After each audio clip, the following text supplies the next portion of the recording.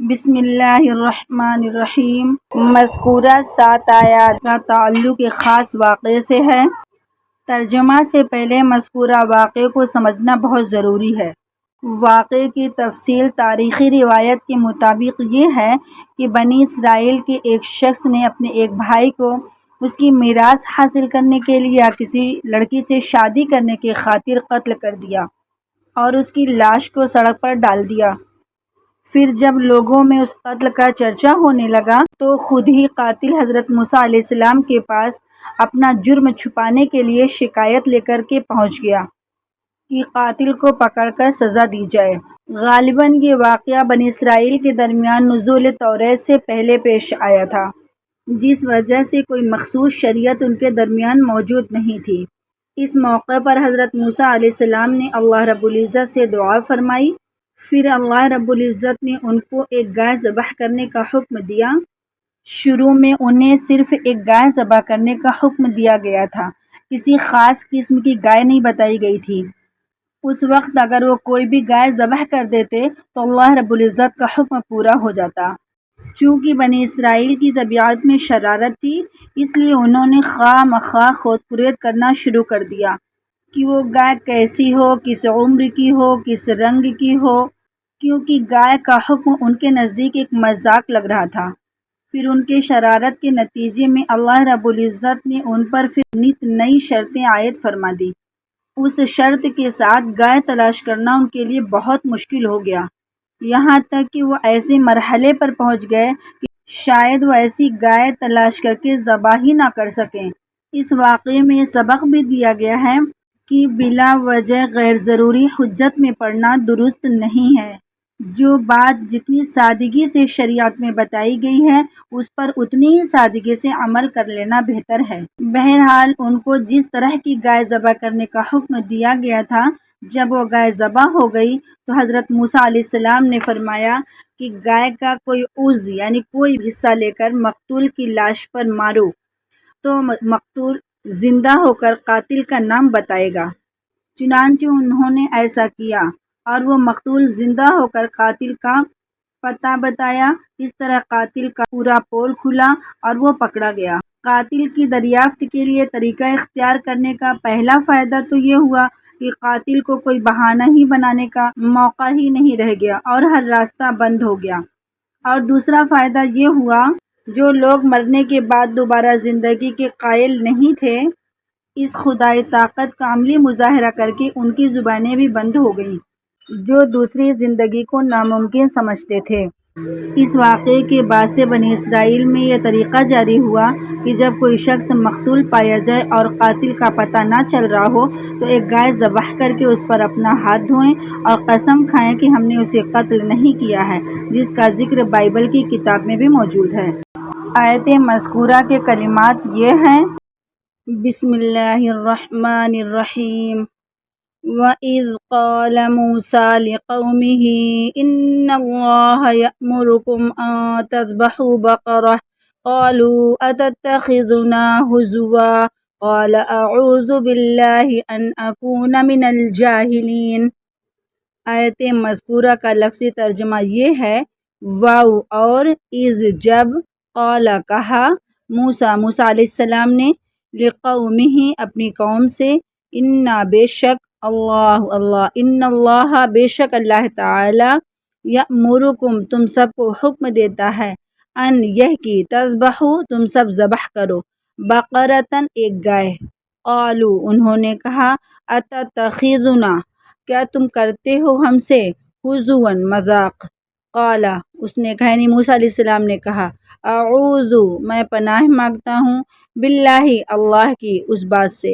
ان کی، اکونا میں ہو جاؤں، من سے جاہلین، من الجاہلین جاہلوں میں سے۔ اور مکمل ترجمہ اس طرح ہوگا: اور جب کہا موسیٰ علیہ السلام نے اپنی قوم سے، اللہ تعالیٰ تم سب کو حکم دیتا ہے کہ گائے ذبح کرو، وہ سب بولے، کیا تو ہم سے مذاق کرتا ہے؟ موسیٰ علیہ السلام نے کہا، خدا کی پناہ کہ میں جاہلوں میں سے ہو جاؤں، یعنی جاہل جیسا کام کروں۔ پھر آگے ان کی حجت کو ذکر کرتے ہوئے اللہ رب العزت ارشاد فرماتے ہیں، قالوا ادع لنا ربك يبين لنا ما هي قال إنه يقول إنها بقرة لا فارض ولا بكر عوان بين ذلك فافعلوا ما تؤمرون۔ آیت کریمہ کا لفظی ترجمہ یہ ہے، قالو انہوں نے کہا، ادعو لنا دعا فرمائے ہمارے لیے، رب کا اپنا رب یعنی تیرا رب، یبین لنا کھول کھول کر کے بتلائے ہمیں، ماہیا کیسی ہے وہ، قالا اس نے کہا یعنی موسیٰ علیہ السلام نے کہا، انہو بے شک، یقولو وہ فرماتا ہے، انہا بقرتن کہ وہ ایک گائے ہے، لا فارزن نہ بوڑھی، ولا بکر اور نہ چھوٹی عمر کی، عوان جوان، بین ذالکا دونوں کے درمیان، فافعلوا پس کرو تم سب، ما جو کچھ، تؤمرون تمہیں حکم دیا جاتا ہے۔ اور مکمل ترجمہ اس طرح ہوگا، وہ سب بولے کہ آپ ہمارے لیے دعا فرما دیجیے اپنے رب سے کہ وہ بتا دیں، یعنی اللہ رب العزت ہمیں بتائے کہ ہم کو کہ وہ گائے کیسی ہے۔ موسیٰ علیہ السلام نے کہا، اللہ رب العزت فرماتے ہیں کہ وہ ایک گائے ہے، نہ بوڑھی ہے اور نہ کم عمر ہے، یعنی بچھڑی ہے، درمیان ہے بڑھاپے اور جوانی کے، اب کر ڈالو تم جو تم کو حکم مل رہا ہے۔ پھر آگے بھی ان کی حجت کا ذکر کرتے ہوئے اللہ رب العزت ارشاد فرماتے ہیں، قالوا ادع لنا ربك يبين لنا ما لونها قال إنه يقول إنها بقرة صفراء فاقع لونها تسر الناظرين۔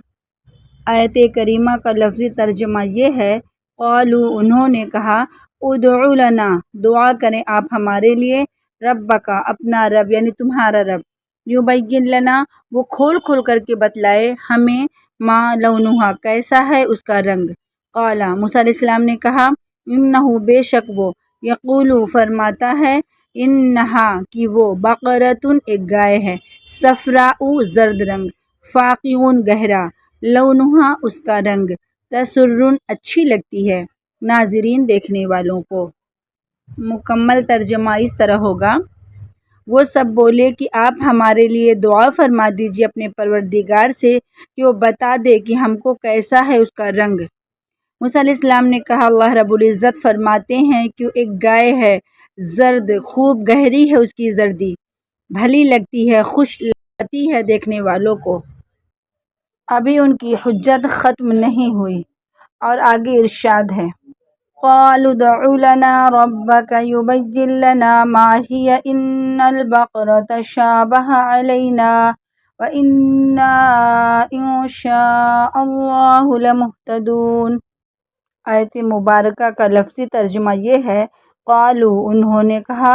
ادعو دعا فرمائے، لنا ہمارے لیے، رب کا اپنے رب سے، یبین وہ کھول کھول کر کے بتلائے، لنا ہمیں، ماہیا وہ کیسی ہے، انا کیونکہ بے شک، البقرہ گائے، تشابہ شبہ میں پڑ چکی ہے، اشتباہ ہو گیا، علینا ہم پر، وَإِنَّا اور بے شک ہم، ان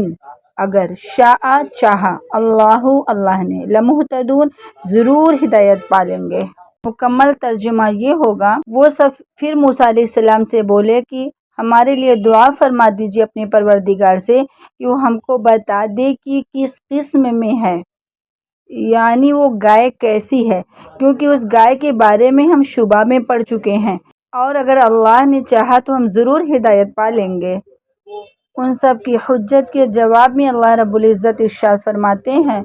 قال انه يقول انها بقرة لا ذلول تثير الارض ولا تسقي الحرث مسلمة لا شية فيها قالوا الآن جئت بالحق فذبحوها وما كادوا يفعلون۔ آیت مذکورہ کا الگ الگ ترجمہ یہ ہوگا، قال اس نے کہا، یعنی موسیٰ علیہ السلام نے کہا، انہو بے شک وہ، یقولو اللہ رب العزت فرماتے ہیں، انہا کی وہ، بقرتن ایک گائے ہے، لا ذلول نہ سدھی ہوئی، تثیر الارض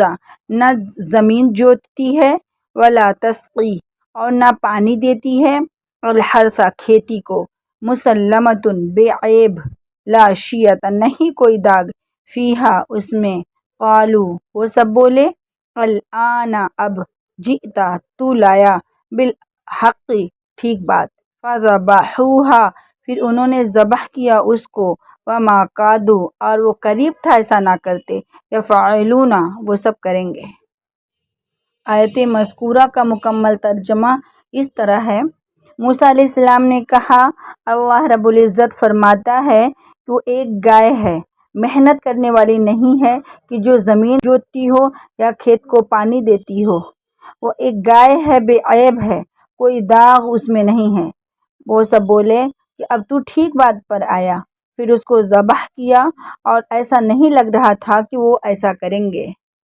اور جب انہوں نے گائے ذبح کر لی تو اللہ رب العزت اس کے متعلق حکم فرماتے ہیں، وَإِذْ قَتَلْتُمْ نَفْسًا فَادَّارَأْتُمْ فِيهَا وَاللَّهُ مُخْرِجٌ مَا كُنتُمْ تَكْتُمُونَ فَقُلْنَا اضْرِبُوهُ بِبَعْضِهَا كَذَلِكَ يُحْيِي اللَّهُ الْمَوْتَى وَيُرِيكُمْ آيَاتِهِ لَعَلَّكُمْ تَعْقِلُونَ۔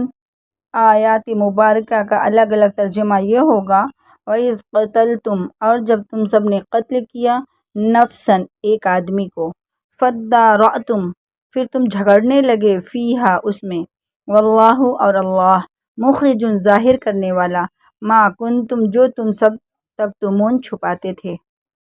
مکمل ترجمہ اس طرح ہوگا، اور جب تم نے قتل کیا ایک شخص کا، پھر تم ایک دوسرے کو الزام لگانے لگے اور اللہ کو ظاہر کرنا ہی تھا جو تم سب چھپاتے تھے۔ فقلنا پھر ہم نے کہا، اضربوہ اسے مارو تم سب، ببعضھا اس کا ٹکڑا، کذالک اس طرح، یحیی اللہ اللہ زندہ کرے گا، الموتیٰ مردے کو، ویریکم اور تمہیں دکھاتا ہے، آیاتہ اپنی نشانیاں، لعلکم شاید کہ تم سب تعقلون غور کرو گے۔